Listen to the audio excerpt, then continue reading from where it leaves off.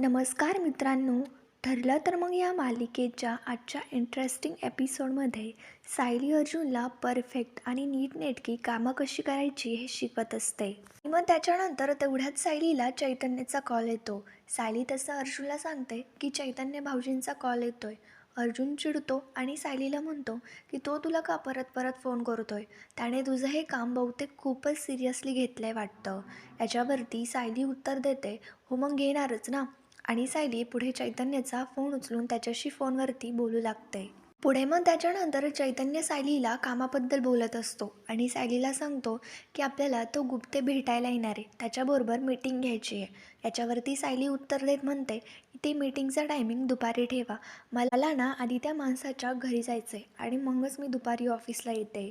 अर्जुन आश्चर्याने सायलीचं सर्व बोलणं ऐकत असतो. चैतन्य सायलीला म्हणतो की सायली, सिरियसली तू अशा माणसाच्या घरी जाणार आहेस? याच्यावरती सायली उत्तर देत म्हणते की हो, जावंच लागेल. त्याच्याकडे ॲक्सिडेंटबद्दलची माहिती आहे आणि आणि अशा माणसाकडे जाऊन आपण त्याची विचारपूस केलीच पाहिजे.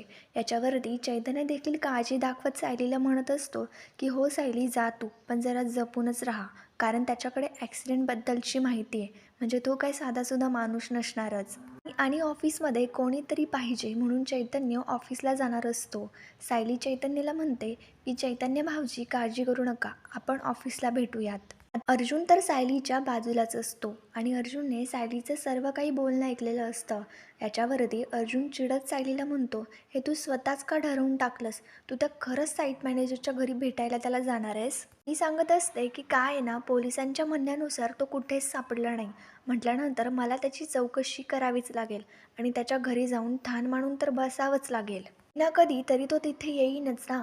अर्जुन चिडत सायलीला म्हणत असतो, काहीही गरज नाही आहे तुला तिथे एकटी जाण्याची. त्यांना त्यांचं काम करू दे, पोलीस बघून घेतील.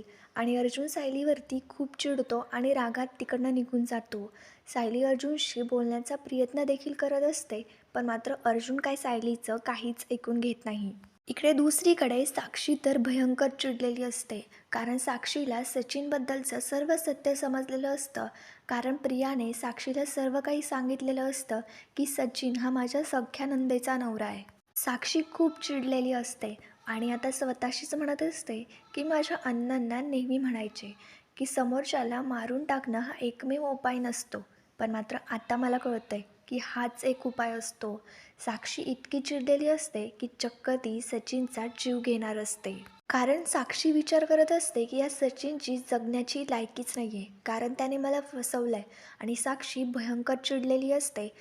सचिन माझा आहे, सचिनची बायको ही मीच होणार, असं साक्षी म्हणत असते. म्हणजे साक्षी नेमकं सचिनला मारणार की अस्मिताला जीवे मारणार हे आपल्याला पुढे कळणारच आहे.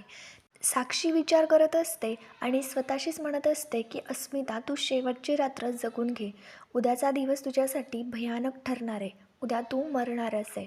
म्हणजे आता साक्षी अस्मिताला जीवे मारणार असते. साक्षी नेमकं काय करणार हे आपल्याला पुढे कळणारच आहे. त्याच्यासाठी आमच्या चॅनलला लगेच सबस्क्राईब करा. थँक्यू.